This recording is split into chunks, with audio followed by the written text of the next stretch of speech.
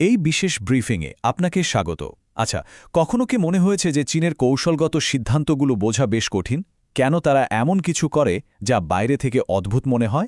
আজকের এই আলোচনায় আমরা চীনের সেই ভূ-রাজনৈতিক কোডটাকেই ভাঙার চেষ্টা করব। আমরা দেখব কোন মূল চালিকা শক্তিগুলো তাদের প্রতিটি পদক্ষেপকে নিয়ন্ত্রণ করে। চলুন একদম গভীরে যাওয়া যাক। শুরুতেই এই অসাধারণ উক্তিটা দেখুন। ব্যাপারটা একটু অন্যভাবে ভাবুন তো। চীনকে শুধু একটা দেশ হিসেবে দেখলে হয়তো এর আসল চরিত্রটা বোঝা যাবে না। চীন আসলে হাজার হাজার বছরের এক প্রাচীন সভ্যতা, যার চিন্তাভাবনা ৮-১০টা দেশের মতো নয়। তারা কয়েক বছরের নির্বাচন বা দশকের হিসেবে ভাবে না, তাদের ভাবনা শতাব্দী জুড়ে। আর তাদের প্রতিটি সিদ্ধান্তেই এই গভীর ঐতিহাসিক পরিচয়ের ছাপ পাওয়া যায়। তো চীনের এই দীর্ঘমেয়াদী চিন্তার পেছনে আসলে কাজ করে ৪টে মূল চালিকা শক্তি: ভূগোল, ইতিহাস, নিরাপত্তা নিয়ে ভয় আর অর্থনীতি। দেখুন, চীনের বিশাল পাহাড় মরুভূমি একদিকে যেমন প্রাকৃতিক বর্ম, তেমনি অন্যদিকে তার দুর্বলতাও। হাজার বছরের ইতিহাসে তারা শিখেছে এক থাকাটা কতটা জরুরি, বিশেষ করে অপমানের শতাব্দী বা সেঞ্চুরি অফ হিউমিলিয়েশনের পর থেকে।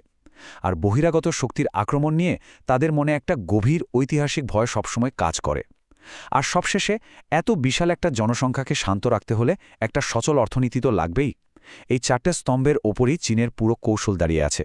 তাহলে চীনের সবথেকে বড় অগ্রাধিকারটা কি? যদি একটা জিনিসকে বেছে নিতে হয়, সেটা হলো তাদের হার্টল্যান্ড বা হৃদয়ভূমিকে রক্ষা করা। এটা তাদের জন্য একটা অপরিবর্তনীয় লক্ষ্য, যা নিয়ে কোনো আপোষ চলে না। ভাবুন তো, চীনের হার্টল্যান্ড মানে কি? এটা হলো উত্তর চীনের সেই বিশাল সমভূমি যেখান দিয়ে হোয়াংহো আর ইয়াংসিকিয়াং নদী বয়ে গেছে। কিন্তু এটা শুধু একটা জায়গা না, এটা হলো চীনের হৃৎপিণ্ড। এখানেই তাদের বেশিরভাগ মানুষ থাকে, এখানেই তাদের মূল কৃষি, রাজনীতি আর সংস্কৃতির জন্ম। সোজা কথায়, এটাই চীনের শক্তির উৎস, আবার ঠিক ততটাই তার দুর্বলতার কেন্দ্রবিন্দু। সংখ্যাটা একবার কল্পনা করুন। প্রায় ১০০ কোটি মানুষ এই হার্টল্যান্ডে বাস করে, মানে পুরো ইউরোপের থেকেও বেশি। এত মানুষ, এত সম্পদ যখন একটা জায়গায় জড়ো হয়ে থাকে, তখন সেটাকে রক্ষা করাটাই তো দেশের ১ নম্বর কাজ হবে, তাই না? এর নিরাপত্তায় সামান্যতম ছাড় দেওয়ারও কোনো সুযোগ নেই। এখন প্রশ্ন হল, এই নাজুক হার্টল্যান্ডকে চীন রক্ষা করে কিভাবে? উত্তরটা হল বাফার জোন তৈরি করে। ভাবুন, একটা দুর্গকে রক্ষা করতে হলে শুধু উঁচু দেয়ালই যথেষ্ট নয়, তার চারপাশে পরিখা বা অতিরিক্ত প্রতিরক্ষা স্তরও লাগে। চীন ঠিক এটাই করেছে। তার মূল ভূখণ্ডের চারপাশে একটা কৌশলগত বর্ম তৈরি করেছে। এই দেখুন চীনের সেই প্রধান বাফার জোনগুলো। তিব্বত, এটা হলো ছাদের মতো একটা উঁচু সামরিক ঘাঁটি, যেখান থেকে পুরো ভারতের ওপর নজর রাখা যায়। আবার জিনজিয়াং, এটা হলো মধ্য এশিয়ায় ঢোকার দরজা আর প্রচুর শক্তি সম্পদের ভাণ্ডার। ইনার মঙ্গোলিয়া, রাশিয়া আর মঙ্গোলিয়ার বিরুদ্ধে একটা বিশাল প্রাকৃতিক বাধা। আর মাঞ্চুরিয়া, কোরিয়ান পেনিনসুলা থেকে হার্টল্যান্ডকে আড়াল করে রাখা একটা শিল্প এলাকা। আর এই সব অঞ্চলকে নিয়ন্ত্রণে রাখতে চীন যা যা করার দরকার, যেমন রাস্তাঘাট বানানো, নিজেদের হান জনগোষ্ঠীকে সেখানে পাঠানো বা কঠোর রাজনৈতিক নিয়ন্ত্রণ, সবই করে। তবে এই সব বাফার জোনের মধ্যে তিব্বত কিন্তু স্পেশাল। এর গুরুত্ব অপরিসীম। আর তার পেছনে ৩টে বড় কারণ আছে। ১, এটা একটা বিশাল উঁচু মালভূমি, যা ভারতের বিরুদ্ধে একটা বিরাট সামরিক সুবিধা দেয়। ২, একে বলা হয় এশিয়ার ওয়াটার টাওয়ার, কারণ এশিয়ার প্রায় সব বড় নদীর উৎস কিন্তু এই তিব্বত, মানে জলের চাবিকাঠিটা তাদের হাতে। আর ৩, ভূ-রাজনৈতিক ভয়। চীন কোনোভাবেই চায় না যে ভারত বা অন্য কোনো শক্তি এই কৌশলগত অবস্থানে ঘাঁটি গাড়ুক। এতক্ষণ তো আমরা মাটির কথা বললাম, স্থলসীমার কথা বললাম, কিন্তু খেলাটা এখন অনেকটাই বদলে গেছে। আজকের চীনের সবচেয়ে বড় মাথা ব্যথা কিন্তু আর যাযাবর যোদ্ধা নয়, সেটা হলো সমুদ্র। তাদের আধুনিক অর্থনীতি সমুদ্র থেকে সম্পূর্ণ নতুন এক ধরনের দুর্বলতা তৈরি করেছে। এই তুলনাটা দেখুন, ব্যাপারটা পরিষ্কার হয়ে যাবে। আগে ভয় ছিল উত্তর থেকে ঘোড়ায় চড়ে আসা আক্রমণকারীদের নিয়ে।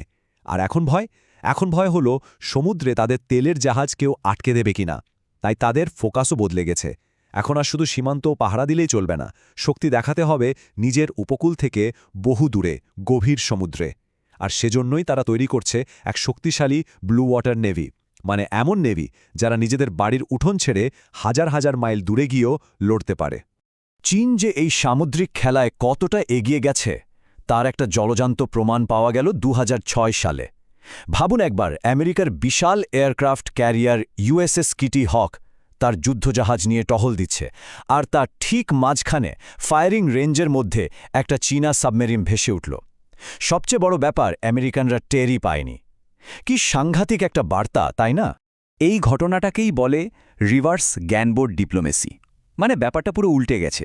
আগেকার দিনে বড় দেশগুলো ছোট দেশকে তাদের উপকূলের কাছে জাহাজ পাঠিয়ে ভয় দেখাতো, আর এখানে চীন আমেরিকার মতো সুপার পাওয়ারকে তাদের নিজেদের উঠোনে এসে বুঝিয়ে দিল, এখানে আমরাও আছি আর আমরাও বিপজ্জনক হতে পারি।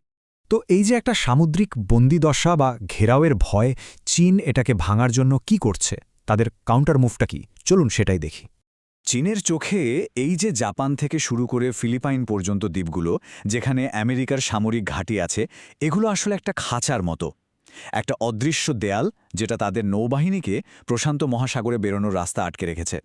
তারা এটাকে ফার্স্ট আইল্যান্ড চেন বলে। কিন্তু এই সব কিছুর থেকেও বড় একটা ভয় আছে, আর সেটা হলো মালাক্কা ডিলেমা। চীনের প্রায় ৮০% তেল আর গ্যাস আমদানি হয় এই সরু একটা জলপথ মালাক্কা প্রণালী দিয়ে, আর এই রাস্তার মুখে পাহারা দিচ্ছে আমেরিকা আর তার বন্ধুরা। ভাবুন তো, যদি কোনো কারণে এই রাস্তাটা বন্ধ হয়ে যায়, তাহলে চীনের অর্থনীতির কি হবে? এটা তাদের সবচেয়ে বড় দুর্বলতা, তাদের অ্যাকিলিস হিল। এই ভয়ঙ্কর সমস্যাটার সমাধান কি? সমাধান হল বেল্ট অ্যান্ড রোড ইনিশিয়েটিভ বা BRI। এটা বাইরে থেকে দেখতে একটা বিরাট অর্থনৈতিক প্রজেক্ট মনে হলেও আসলে এটা চীনের একটা ভূ-রাজনৈতিক এসকেপ রুট বা পালানোর রাস্তা। BRI এর আসল উদ্দেশ্যটা কি? খুব সহজ, মালাক্কা প্রণালীকে বাইপাস করা। কিভাবে? পাকিস্তানের ভেতর দিয়ে, মিয়ানমারের ভেতর দিয়ে নতুন স্থলপথ আর পাইপলাইন তৈরি করা, শ্রীলঙ্কা বা আফ্রিকার বিভিন্ন দেশে নতুন বন্দর বানানো। সোজা কথায়, আমেরিকার নিয়ন্ত্রণের বাইরে দিয়ে নিজেদের জন্য একটা বিকল্প সাপ্লাইন তৈরি করা, যাতে তাদের শ্বাস রোধ করা না যায়। কিন্তু এত সব পরিকল্পনা, এত শক্তি, সবকিছুর পরেও চীনের সবচেয়ে বড় শত্রু হয়তো বাইরে নয়, ভেতরেই আছে। চলুন আলোচনাটাকে আবার গোড়ায় ফিরিয়ে আনি, কারণ সবকিছুর শেষে দেশের ভেতরের স্থিতিশীলতাই আসল কথা। চীনের ভেতরের অবস্থাটা একবার দেখুন। অর্থনীতি যদি আগের মতো দ্রুত না বাড়ে, তাহলে দেশের মানুষ কি চুপ থাকবে? খাবার আর জলের সংকট বাড়ছে, দেশটা ক্রমশ বুড়ো হয়ে যাচ্ছে, কাজ করার মতো তরুণদের সংখ্যা কমছে, আর তার ওপর তিব্বত জিনজিয়াংয়ের মতো জায়গাগুলোতে অসন্তোষ তো আছেই। এই সবগুলো কিন্তু এক একটা টাইম বোমার মতো। তাহলে শেষ প্রশ্নটা এটাই দাঁড়ায়, চীনের সবথেকে বড় শত্রু কি চীন নিজেই? বাইরের দুনিয়ার সাথে পাল্লা দিতে গিয়ে তারা কি নিজেদের ভেতরের ভিড়টাকেই নড়বড়ে করে ফেলছে? এই কঠিন প্রশ্নটার উত্তরের উপরেই হয়তো চীনের ভবিষ্যৎ আর তার ভূ-রাজনৈতিক কোডের ভাগ্য নির্ভর করছে।